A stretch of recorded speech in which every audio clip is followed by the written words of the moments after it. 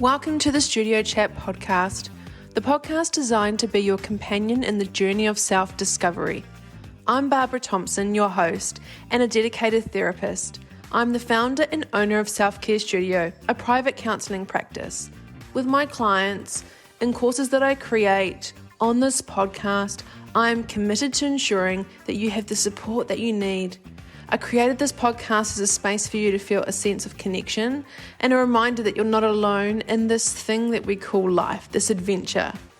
This podcast is your weekly reminder to trust yourself, live life authentically, and embrace the path that is uniquely yours. Together, we'll explore ways to break free from people-pleasing, overthinking, allowing you to claim your time. You'll be joined by myself as I take you through some episodes, or during the year, I'll have some special self-care experts as guests on my podcast. So if you're ready to step into a life that's truly for you, join me on this journey. Let's navigate the twists and turns of life together, and more importantly, live your life for you. So thank you so much for choosing to spend some time with me today. Let the Studio Chat begin. Hi everyone, welcome back to another episode of the Studio Chat podcast. It's so nice to have you here. And today I'm just up round the corner, really, in Sydney, and I'm speaking to Phoebe Rogers. She's my guest today. She's the founder of the Relationship Space. She's a clinical psychologist, a couples counsellor, and women's dating and relationship coach. So I'm really looking forward to this because not only am I the host of this podcast, but I think, I might actually be a bit selfish here and get some tips and tricks. And I think for anyone out there who is dating or out in that, and anyone who's in a relationship, we're always learning things. So welcome, Phoebe, to the Studio Chat podcast. Oh, thank you for having me, Barbara. That's such a cool introduction. And yeah, we're going to share lots, I'm sure. Yeah. Wow. It's such a different world now, dating. And I guess just that even for people that are in relationships or married or dating, it's so different to what it used to be.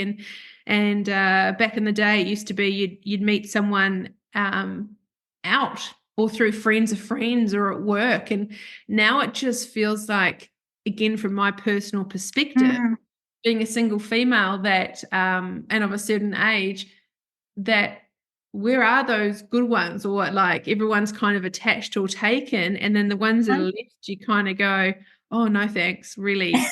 But also the lack as a therapist too, what I see from clients is the lack of what's the word I want to say here, effort. Like yes. So also the bars are really high, as now we're educating ourselves, and me too, I've been through this process of what do you want in a relationship? What are you actually looking for? Exactly. And then the effort of people putting into that is people put in minimal effort, and then people give themselves over like, oh, cool, he asked me to I mean, back in the day, it used to be like Netflix and chill. And now I'm noticing with the younger clients I see, it's people are going to be interested to hear this. Let's go for a drive. And I'm like, oh, okay. Oh, wow. We're going back to the 1980s, are we? Let's go for a drive. So anyway, anyone that's tired of dating apps and putting yourself out there, what are some things that you can share with us that are single and looking to meet somebody? So what I have noticed, you said so many helpful things there, but this is a really interesting period in time. And I think apps have created this swipe culture, and so people can put in minimal effort. That doesn't mean you should. And so what I often end up finding with a lot of my clients, they've been swiping and they've been exhausted and they've been trying and they get over it. So they stop putting in effort. And often how that looks is they're really scared to put themselves out there and be very vulnerable and very open about who they are, what their values are, to really say, this is what I'm looking for. This is my life. This is or who would fit in my life. And so people play it really safe.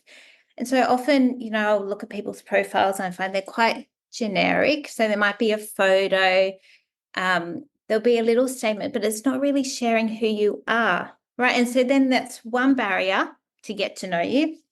And then, the other barriers are engaging in these conversations. And I think people get put off on the apps when the conversations are very transactional, they're very short. And so how do you build that connection and that vulnerability? And that's really the key. How do we build vulnerability with people and let them in? Yeah. As a dating and relationship coach, specifically with women, how Mm. do you find that are the old days gone? Are the old days of meeting someone through connections, just going out there and actually making eye contact with someone? I know Bunnings have started this thing in Australia. I I saw it. saw that. I saw Something, that. something about, is it dating nights or is it more? What, I missed it. It's something that you go to Bunnings on a particular day and then that means you're single or something? Oh, I don't know. I didn't read, but I was like, yes, can you meet people at Bunnings? Yes, you can meet people anywhere. But Yeah. I think it's I read a book years ago when I was single, and it really helped me just about like being out in the world and seeing people as people. Like actually most of us want to connect. And so how do we connect? We like soften our bodies, we make eye contact, we smile a little bit, we slow down, we say, how's your day? And having that openness and that warmth, and then that in and right, and seeing the goodness in people and trusting that there's goodness in people. So I think you have to start there. So yeah, you can meet people anywhere and in real life. I don't think that should be over. So say yes to all the things and things that resonate with you and who you are. I Yeah. think it's a healthy way because you can actually see someone and like obviously we read body language, we read people's body language. So it's nice that Yes. because anyone can be anyone on the apps. It cannot even be their photo. It can be a photo from so many years ago, or it's so easy to portray Mm, someone's not, and especially if someone is very attracted to narcissistic type behaviors and they have that magnetic connection of, oh, this is exciting and this is normal. It's such a exactly. breeding ground for those type of relationships as well, because it Yeah. enables people that want The to be able to, superficial. Yeah. yeah. Yeah, it really does. And so the other thing I often talk about with women is like really slowing down, like slowing down the whole process. Because I think we meet someone and it feels really good and we idealize them and they look charming and this is it.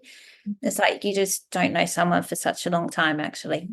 Or Yeah. not such a long time. Let me say that. I think you can get to know someone pretty well, but you have to get to that depth and you really have to observe and watch their actions, not just their words, like really watch their actions and listen to your nervous system and how you feel when you're with Mhm. a person. It's a really big one because, I don't know if I would have really listened to it back in the day, but when I always used to get butterflies and go on my date, I used to think that was a really good thing. Me too. And then, I meet clients and they really want that. And I'm like, please don't want that. No. Like, And the whole quickness and the rush and the yes, I have exactly. heard that when you meet someone that's healthy for you, it is very like, it feels like I've known you forever, and there's a calmness about it, and it's so easy. And as a female, you never question, does he like me? Does he want to see me again? And because that person is like, yep, hey, I'll drop you off. I'll see you on Thursday. They always make sure that you are never second guessing. You always know what's happening. Yes. Yeah, there are clues and there are signs and just these little kind of gradual and moving forward together. Yeah. Yes. Yeah. Yeah. So, okay. So if someone is wanting to put themselves on dating apps, Yeah. can it be successful? Oh my gosh, I met my partner online. It can be successful. And I've met many past partners online who weren't necessarily good for me either.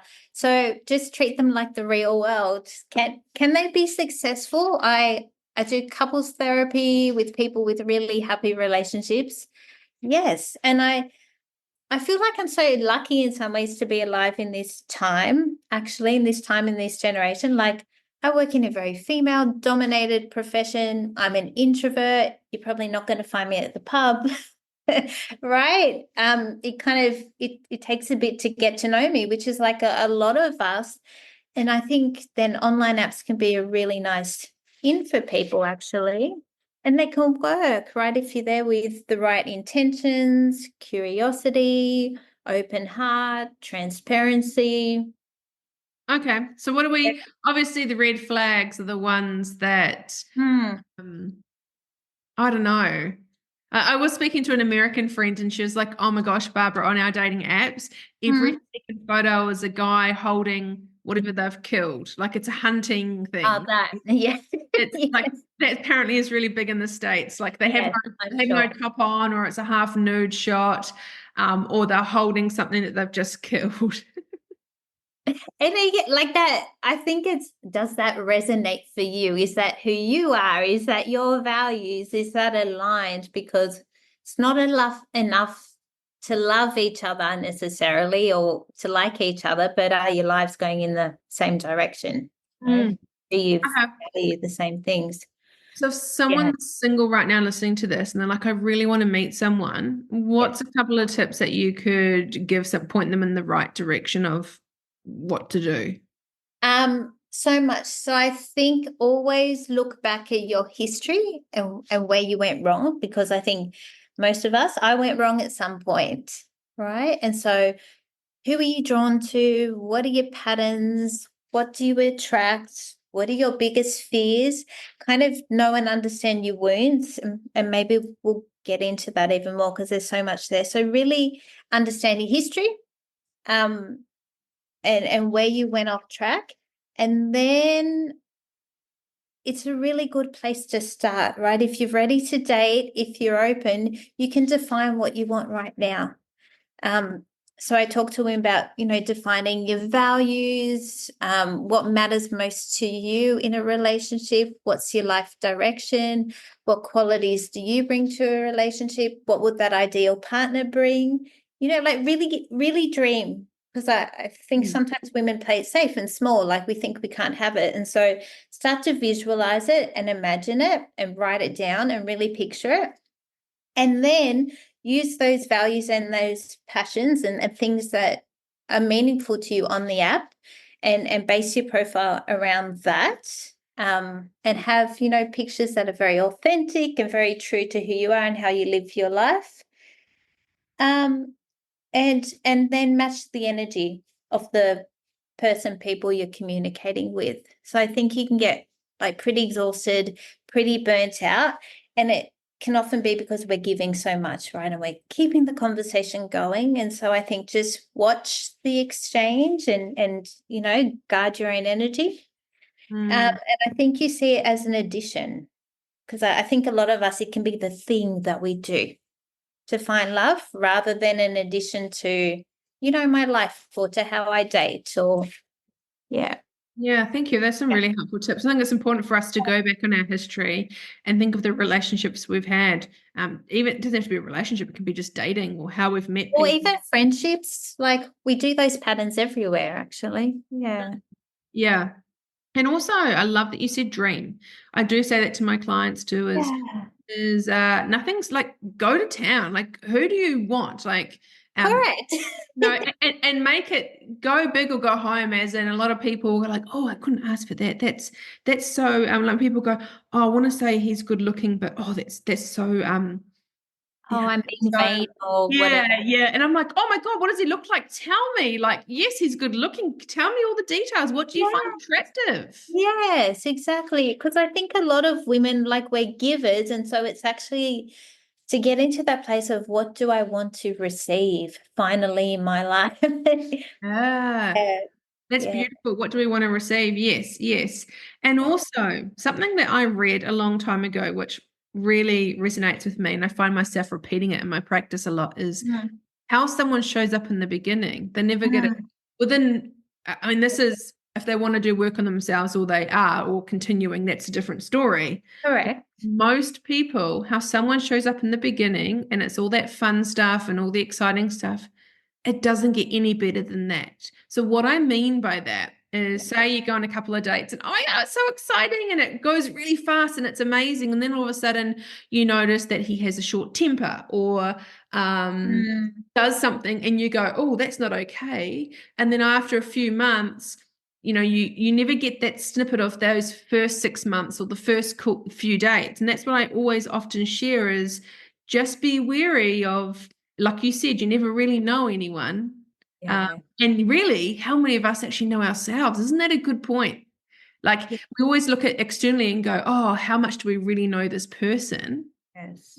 But how much do you actually know yourself first? You've got to know yourself first before you can be in a relationship, a healthy relationship. Yeah, because then you can communicate like how I feel, what I need from you, what really matters. You can listen to your body when that kind of feeling happens and your stomach kind of drops. And then you Yeah. honor that because you're like, oh, that doesn't feel right. That doesn't sit well. And then you can talk about that and see what comes about. But yeah, you have to know yourself, right? That strong, stable base of who you are. You want to hold on to that. You don't want to lose that as the relationship progresses. And you can't be looking for someone to fulfill your needs or to love you. That's an interesting one too when we're dating, is looking for someone to complete us or someone to make us feel full. Or to validate our emotions. I mean, this is where I was and, have really worked on that. I think I put a lot of emphasis on, my partner should understand my every emotion and they should validate how I feel and et cetera, et cetera. And actually that put so much pressure on a relationship. And I really was seeking that from someone because I wasn't doing it for myself, right? Not validating my own emotions, not sitting with what's happening inside. Yeah. As a dating and relationship coach as well, obviously it's being a clinical psych, but what's your take on we're mirrors? So whoever we bring into our life is a mirror of how we feel about ourselves. Oh, yes, Yeah. 100%. Yes, like it's, that, I'll just have, like they're not dreaming big, Yeah. right? Because maybe I don't believe I deserve that. Maybe I don't believe that exists. Yeah. Yeah, absolutely. Or, if you have something like fear of abandonment or I'm going to be alone forever, we're often not connecting with ourselves. And then we're drawing in a partner who's also very abandoning. So, yeah, often a partner meets us exactly where we're at and is triggering that part within us that needs to be healed, right? And until it's healed, we're not going to attract something healthy. I think it all starts within. Yeah. That's right. And when we talk about healthy and dating, how slow is it supposed to go? Like, are there any rules or anything any patterns that you notice that is like I know, and as we get older, people don't have the time to, hey, let's give it a couple of years and see if we go, like, anyone speaking like I'm in my nearly mid-40s, it's like, yeah, if I'm going to like someone, I'll like them. Like, I'm not going to muck around just because I don't have time, but I don't have the and I mean this in the best way. Yes. I don't have the patience. Like, you're either with me or you're not with me. Yes. And I think that can work both ways. Like it can define your boundaries really clearly. This is what I need. This is the standard for my life. Right. Or I force us, or force the idea that we should commit to something and be in a relationship, but I actually haven't assessed this fully. I haven't slowed down.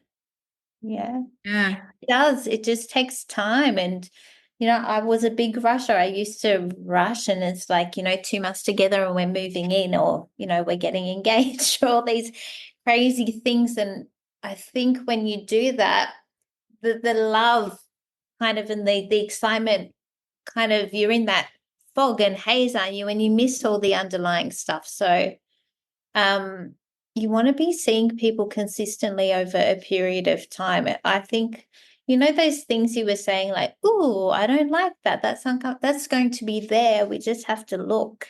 Yeah. We just have to keep tuning in. And a big thing I noticed that I used to really be like, oh, they don't know what they're talking about. My friends and family. So if I would meet someone and they'd meet them and their initial thing, my girlfriends, my very close girlfriends, I don't like him. Yeah. Listen to them. They can see things that maybe you can't see things. Exactly, because you're inside of it, right? And you just like in this feeling and I talk about the urge to merge, like we want to attach, we want to connect, we want to have our person, and we're just in all of that. And so we do miss things. And why would a friend want you to not have that, Yeah. right? Yeah. They just want the best. And yeah, listen, I've been there and not listened to a friend who's also a psychologist. And I was like, gosh. No, that's okay. We're human beings. But Exactly. I think too with dating apps, just be wary that it I don't want to it sound like I'm guy bashing or being rude, but I know women do it too. But we've got to raise the bar a little bit because, at a certain age range, there's a lot of guys that are in fully committed relationships that are on Hinge and Bumble and have relationships with women like it's just like this revolving door. Every few months they can just have sexual relationship, and it's a relationship too, why they are on and off with someone else. So it's very that's what I mean. Go by your gut and go by if they only like a big red flag for me years ago, and this wasn't online dating, is a guy would only see me on a Tuesday and a Thursday night. And if I was like really good that week, I might see him like Saturday night. And then I didn't realize that the reason he saw me on those nights was because he was seeing other women on the other nights. Right. Busy guy. Yeah, but So, that's the thing. yeah. So Yeah. if you're meeting a guy for, I don't know, anything, it could be the drive, it could be Netflix, it could be going to get ice cream or going for a coffee. If it's a particular day and it tends to be that same day, I don't know, I'm just chucking out there. And I know it sounds trivial. People are like, oh, that's really obvious, Barbara. No, it wasn't. No, it was not, because that's the desire and the longing. And, we have also these biological urges and, attachment systems inside of us driving our behavior.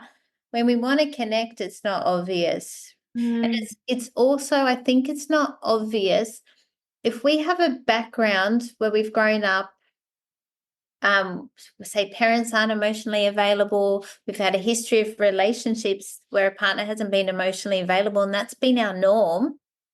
We're not going to see that. We're not going to feel that. And so it can often take a bit of healing work to then figure out, how does safety feel? Right? How does safety and security in something that's healthy, how does that actually feel? Yeah. Yeah. Yeah, that's really important. And I think on these dating apps too, is be wary of how busy someone is. We're all busy. And I think it's like, oh, I'm really busy. I'm really busy. It's like, oh, are you? If Busy? someone's, Do you not want it? yeah, Right? It's what I mean. We're all busy. You know what it's like to be busy. I'm sure. And just think, if we want to, we make the space, yeah, right? yes. And watch the language. So obviously becoming a therapist, this is stuff that I never knew before. It's in a text message. Read exactly what it is. If it's probably or maybe, don't skim over that word. Oh, yeah, we'll probably catch up in the weekend. Because I tell you what, 20-year-old Barbara was like, woohoo, we're catching up in the weekend. Now Yeah, I'm she'll be not putting anything in her calendar. right. Yeah. But now it's like, oh, that person has said this word or this word, and it's clear and follow, and just simple things like, I will pick you up at 7 o'clock. And then if they pick you up at 7:30, or if they change plans, or they never follow through with what they say, or it's Consistency, reliability, predictability. I would also say, don't hold back if that happens. Because, if someone's sincerely late, that's an opportunity to talk it through and repair, right?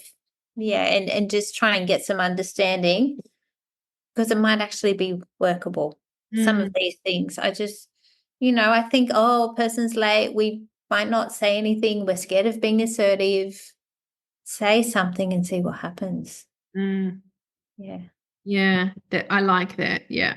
So if someone's like tried all the dating apps, maybe tried some dating groups or got a dating coach, and they're like, I don't know, I don't think this is for me. Maybe I want to give up altogether. What should someone do if they're really at that point where they're like, I actually just can't be bothered, and it's all work and it's all, Mm, I've seen what's out there and it's not great. mm. What would you tell someone like that that is basically giving up? I guess I would want to understand it really deeply, first of all. To give up, it can be a now thing, right? If you need time and space to regroup, dating and disappointments can take we can take a confidence hit. And so if you need to kind of take the time to regroup and have some space and kind of build yourself up again, do that. You don't want to date from an energy of being hopeless and cynical. That will never work. So pause. But I would also go, if you really want love in your life and you want a relationship, and this was me, I just knew I wanted to have a partner in my life. I wasn't going to stop. I would pause. And so I'd figure out, is this like a permanent thing? Is this calling for a pause? Is there something that you could do differently next time to protect you from getting hurt? Is there a different energy that you could show up with? Could we restore some hope and optimism? So I just would try and understand it. But I think the reality is, if we want love, it's about being out in the world, right? Yeah. Yeah. Yeah. Yeah. I do. I totally feel for those people, and it can be, it can really hurt your soul. Absolutely. But yeah, I worked with a coach myself, someone who helped me, and she said, like, she used to tell herself, I don't care if it takes until I'm 80. I want love in my life. I'm going to go after it. And I really love that, because it's just honoring who you are. If that matters to you, so be it. And will it be worth it when you get there? Yeah, that's the Yeah. thing. And because I think a lot of us, especially when we're single, we can look around and you got to remember you're single by choice. I've chosen to be single. Totally. And I've Totally. needed to be single for a really long time. I think it's been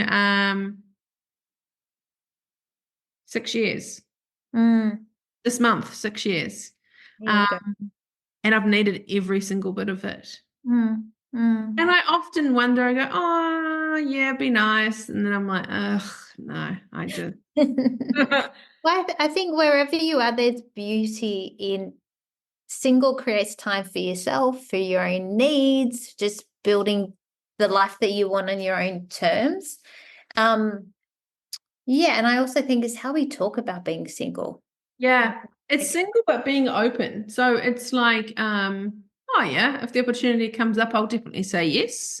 But it's just being not being swayed by especially the younger girls that I see. mm, Everyone has all got a partner. They don't have a partner. The what's wrong with me because everyone yeah. else is like now, you notice all your groups all get engaged and then they all get married and they all have a baby and then they all do the thing. And it's quite interesting to be like, just because someone has someone doesn't Mm, mean that they're happy or they're fulfilled. Like you go on your own timeline and just because society says that, oh, if you're a woman and you don't have anyone, there's something wrong with you or you get left on the shelf, that's not true. That's like no, maybe you're just someone that's learning to understand themselves and totally. won't just date anybody. A lot of yeah, Exactly. yeah, a And lot that's a of, gift, right? To take the time to get to know yourself and understand yourself and yeah, what makes you tick. That is that is a beautiful journey.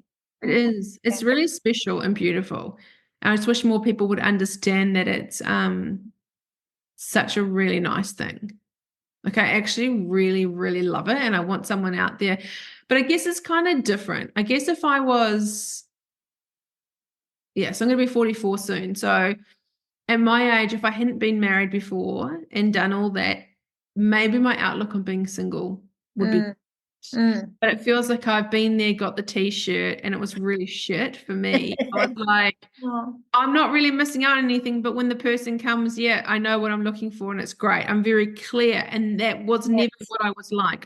I'd never, um, and it's just such a weird concept to think about when you're dating. I never had a list. It's not about ticking boxes. I Mm, never gave myself the time to be like, oh, what am I attracted to? Who do I like? What kind of guy do I want? Who do I want to be with? I never had that conversation with myself. It's like when I met someone, I'd be like, oh, you'll do. Correct. You'll fit. You're a company. You're a guy. You're good enough. You got 2 arms and legs. Away we go. You call me every now and then. Yeah, exactly. Yeah, so it's giving someone the time that it's actually being single is good. But, I do have to be fair in saying that if I hadn't gone through that journey, and maybe I would look at being single different, and I can honor that. I can maybe honor some women that are in their 40s and haven't maybe had any long-term relationships or have been, haven't had a taste that may think differently to what I think about. But being single is you can't run away from anyone too. That's a hard thing, is when you're single, you have to face all your stuff. You can't. And sometimes when I come home, I think, God, I'm messy. Oh, I've got no one to, it's me. I got no one to blame. It really opens you up to everything. But I want to ask you something, is because a lot of us I had a real knack for attracting emotionally unavailable partners. Whether I'd be talking to someone and then at the end of the night find out that they were married and be like, oh God, okay, well, why am I always attracted to people that are taken? Or why am I attracted to guys that will never commit? And then you end up losing yourself, because if you actually do end up in a relationship with someone that's emotionally unavailable, you do morph yourself into them to try and get them to love you or be with you, and you really lose yourself. So, how can someone listening to this, that if they know that they, are attracting emotionally unavailable partners, how can they stop that? Own it, like really own it, name it, commit to never wanting to do that again as a starting point. But it's both. It's who we choose, but it's also what we don't do or what we don't say, right? So the other person, the emotionally unavailable one, is often more needy and takes up a lot of space, and we let them take up a lot of space, right? Or they're hot and cold, and we kind of mold ourselves around them. And so a lot of that, I would say, listen to your energy, right? If you're giving a lot, if you're accommodating, if you're pleasing, if you're meeting their schedule, if you're meeting their needs, at one point you're going to end up tired, exhausted, resentful. I reckon it's going to be doing. Yeah. And that thing that I said earlier, like, what would I like to receive from a partner? Right? How do I feel most loved? And then the other bit of work is, often we attract emotionally unavailable partners because we're not emotionally available to ourselves, right?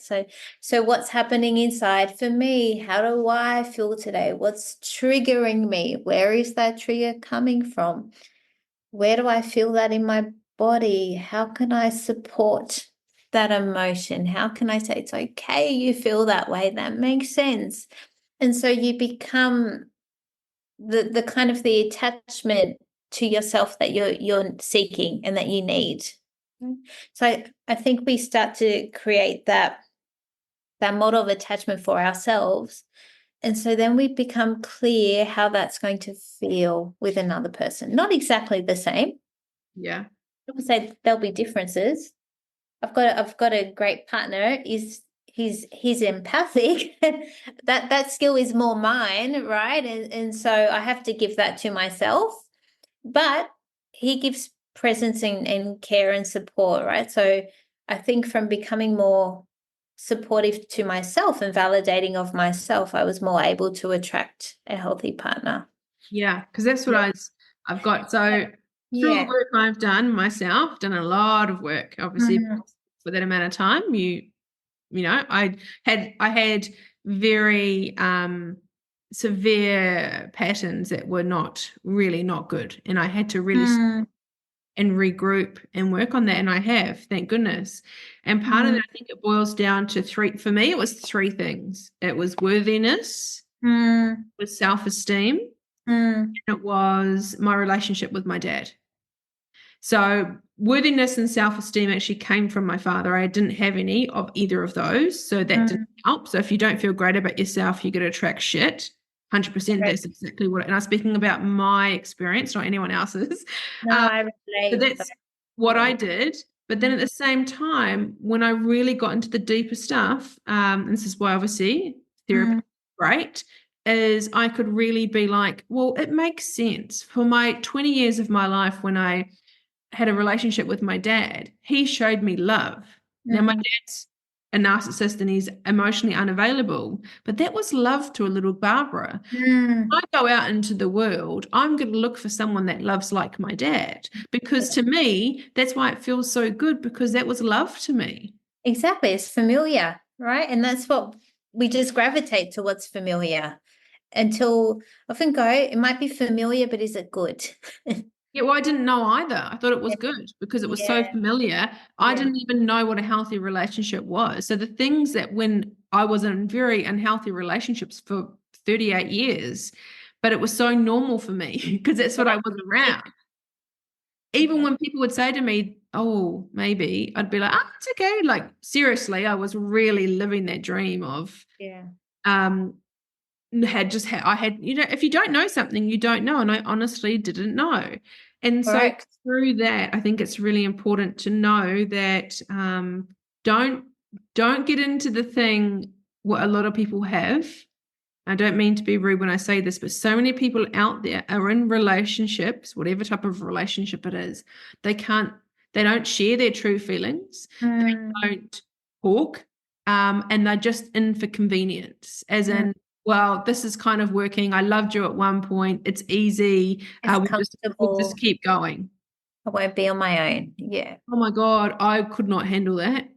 Hence why I left my marriage. I was, yeah, couldn't tell you how opposite I feel from that. It just makes me feel Mm, I could not wake up every day with a so-so, with like, but I see that a lot. And so many people, and I'm sure with you too, people come and share with, as therapists as a whole, and we talk to people and hear how they're feeling, is when we get to know them, they tell me how they feel. But I'm like, can you mm. tell your husband that? Oh no, I don't know how, or no, he might go, or, Or and it's get angry or whatever. Yeah. yeah, and that's that one person that, and we're not taught how to do this, so it's not no one's fault. We're not No, meant to know how to talk. We're not meant to know how to date. We need to learn these things. exactly. And relearn, because what we often learned was flawed. Yeah, yeah, Yeah. yeah. That's right. So that's just something that I wanted to personally share, is don't be hard on yourself, and just knowing, and I want to normalize this stuff. I want to normalize that I would walk into any room. It could be any room. It was conferences. It was Mm, nightclubs back in the day. It was a restaurant. It was a bar. It was a movie theater. Anywhere I could go, I would scan the room and be like, "Oh, he's all right." yeah. He would be definitely a certain type and emotionally unavailable. Like Mm, I had that gift because this stuff is so subconscious. exactly. You just felt the energy, right? Yeah, it's Yeah. that energy. Yeah. So, yeah, listen to those butterflies, listen to how you feel, and give people a chance. Like, you're not trying to catch them out, but just how do you feel when you're with them? Like, do they make you feel calm? Exactly.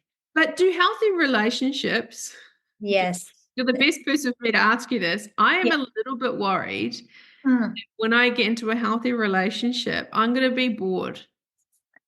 And he's going to give me the ick because he's going to be like, ugh, it's going to be so opposite to what I've ever had. Mm. Is there some truth to that or not?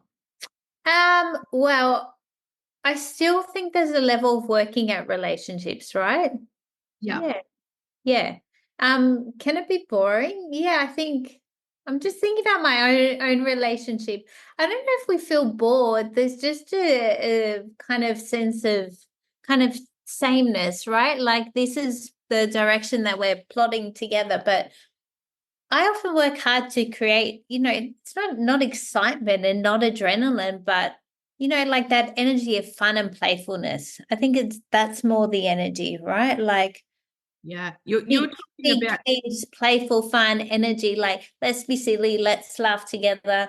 Let's try a new restaurant. Let's go to a movie. Let's dance around the house. Like, let's just be silly and playful, right? And then you can bring spontaneity to your relationship. But there are moments when it's boring, right? But it's just life plodding along, and that's okay. I always go, I know what I'd rather. I'd rather stability, security, predictability. And Yeah. and with that, you can always say to your partner, like, I'm feeling a bit disconnected. Let's talk. Let's plan a date night, right? This idea that we can create the love that we want, really can. That's There's a also, healthy relationship that you've just described, because the flip side of that would be always on tenterhooks. Is he going to text me? When is he going to call? Are we going out tonight? Oh, that's cancelled. Or mm, the drama, or the ups and like, it's literally the as you talk about energy, it's the physical sensation, it's the cortisol, it's the dopamine, it's all those uh-huh, hormones and all that kind of stuff that's playing on the body that gives you those, yes. if you're in a relationship or dating someone that has really high highs and really low lows, I want you to have a really good think about that. Is that sustainable? But is that okay? Yeah, yeah. And I think the big highs and the big crashes, they're different to, like, when I first started dating my partner, and he'd be working ridiculous hours and I wouldn't get a text message and my little heart would flutter and I'd feel sick to my stomach. I'd just have to reach out and go, "Hey, I haven't heard from you." He's like, "Oh my gosh, I'm sorry. I've been working." Or I'd go, I just would like to hear from you a little bit more. So those, being assertive and saying what I need is very different to being on the roller coaster, right? Like the really. Yeah.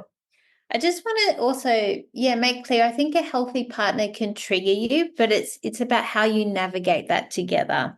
Whereas with the big roller coaster, it's probably you trying to navigate it on your own, right? It's not that we're cultivating something together, or we're not a How team.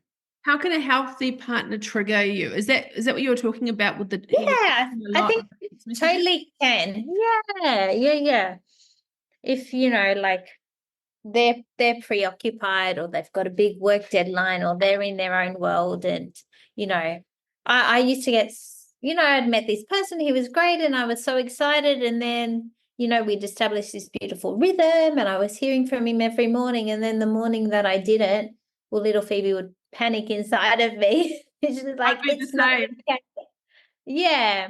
And that's very different. That was me having to work on myself and soothe my anxiety and be a good communicator. It didn't mean the relationship was wrong, Mm, and I had to communicate, right?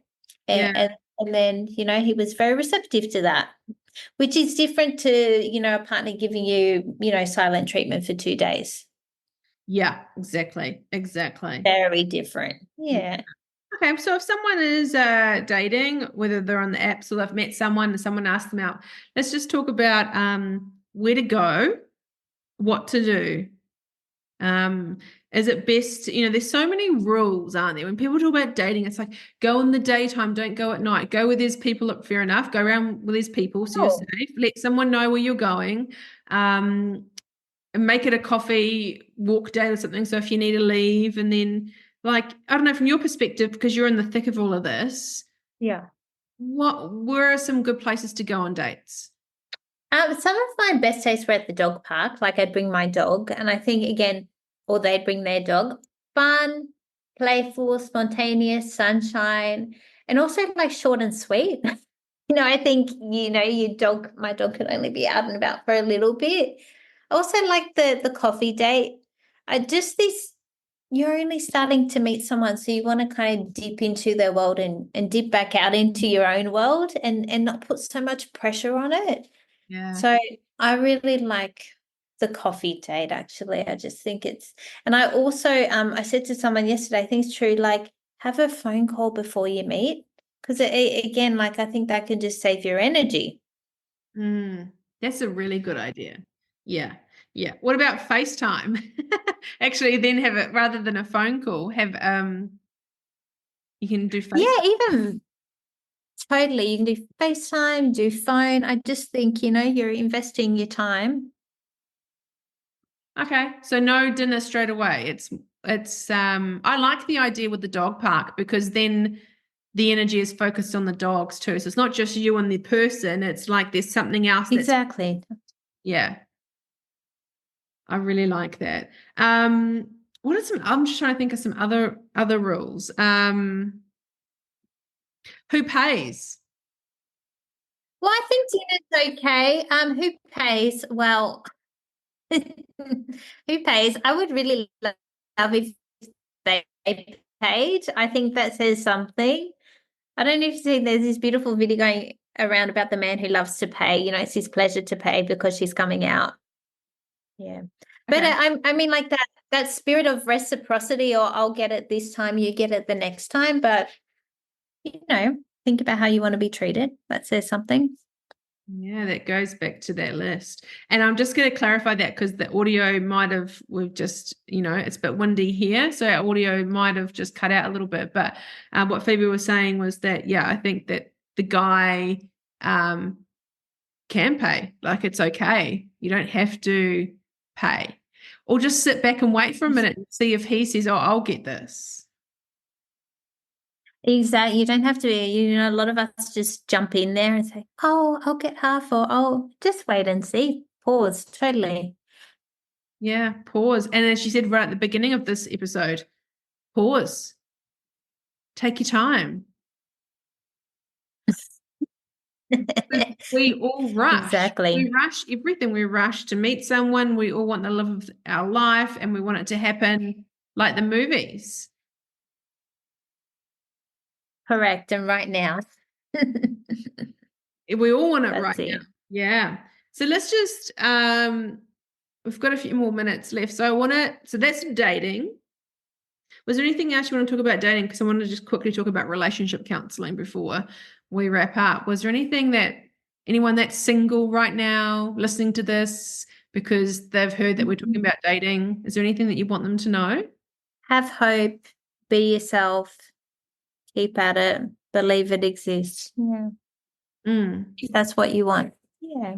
Yeah. Someone said to me not too long ago, like, I love how other people, when you've been single for a long time, it's like you've got the biggest cheerleading squad around you that are just, every time you see them, they're like, oh, so have you met someone yet? Or that, yes. like, just your biggest, I don't know, I think the world will implode whenever I meet someone. They'll be like, oh my God, I literally think there'll be a bomb that will go off. Anyway, but someone said to me recently, some friends said, a guy said to me, Barbara, there's a lid for every pot or something. And I was like, oh, yeah. So it's so interesting being on the other end and watching other people's behavior. Like, I'm totally fine with it. I love it. And I could scarily probably be like this for the rest of my life. Like, it's okay. Like, I'm okay. It'd be nice, but actually, I'm totally fine. And I'm like, and I'm genuinely okay. I'm not just saying that, like, I'm genuinely fine. And yeah, it's interesting watching other people feel uncomfortable for me. Oh yeah, which is probably more their stuff, right? Like, I'm actually okay. And actually, my list is like, I know what I want and I'm so honed in, and I'm not going to what's the word, not substitute, I'm not going to lower anything. I know exactly what I want. Good And for if it you. doesn't come, that's okay. But if it does, yeah, I know so clear, which is great. So on the other side, I just want to spend a bit of time while I've got you to pick your brains on relationship counseling and why it's so important. You don't need to go to relationship counseling when there's a problem. It's almost just, and this is what therapy is. A lot of people will come to us when Crisis, right? yeah, crisis or something keeps happening or something big has happened. It's like you can come and for other things. It doesn't You can be good. Yeah. But maybe you want a little bit more of something, or maybe you want to understand why you do what you do, right? Yeah. And with relationship counseling, everyone gets in patterns. We all get into ways of, we know how to do one thing and it's worked for us. But over the years, you think about it, when you first meet your husband or your partner, guarantee, kids or no kids, it doesn't matter. You're not the same person because you meet different people, you have different experiences, you change. Life changes us. Yeah. So how does it, from your perspective, how someone listening to this that isn't in a relationship, how can relationship counseling help someone when there's nothing really, it's not the crisis? Yeah, but we're just like like we don't feel super connected, we don't feel super close, it can really help just getting compassion and understanding for your partner's world. It often just gives that space in the therapy room where I can learn something about my partner's experience and their inner world. And then I get a bit of compassion, and then, from that more kind of fondness and connection. Yep.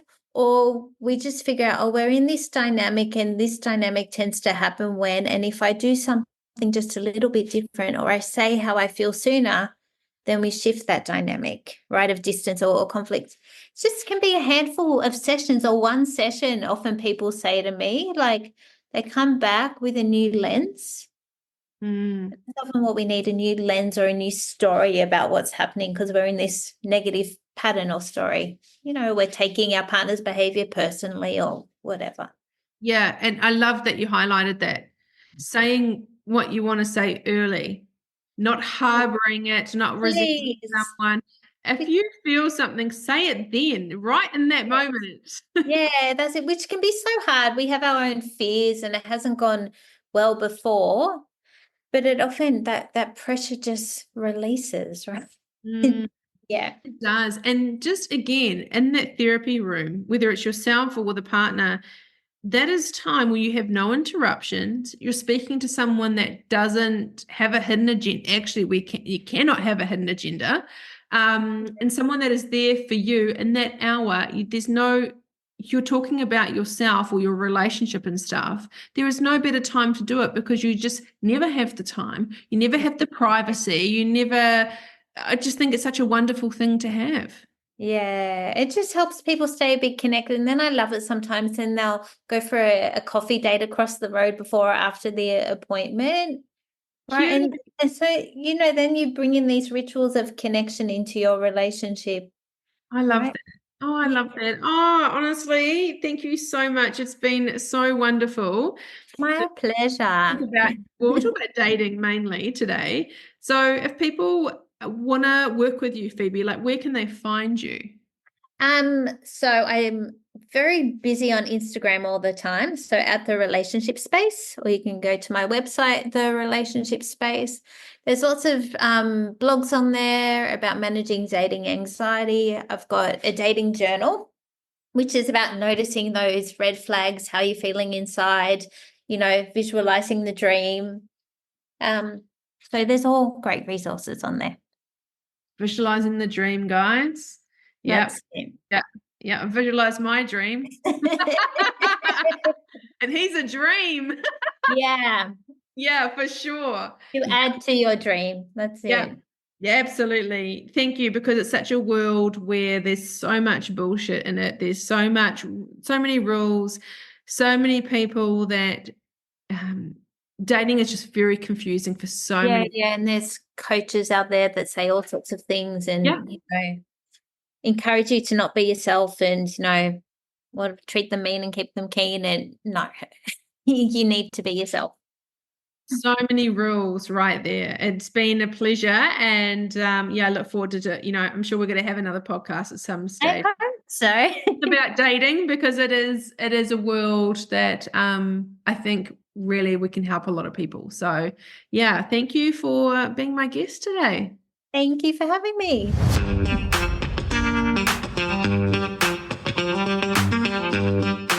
Thank you so much for tuning into today's episode. I hope this conversation has added value to your self-care journey and inspired positive changes in your life. If you enjoyed this episode, consider sharing it with a friend who might benefit from this episode.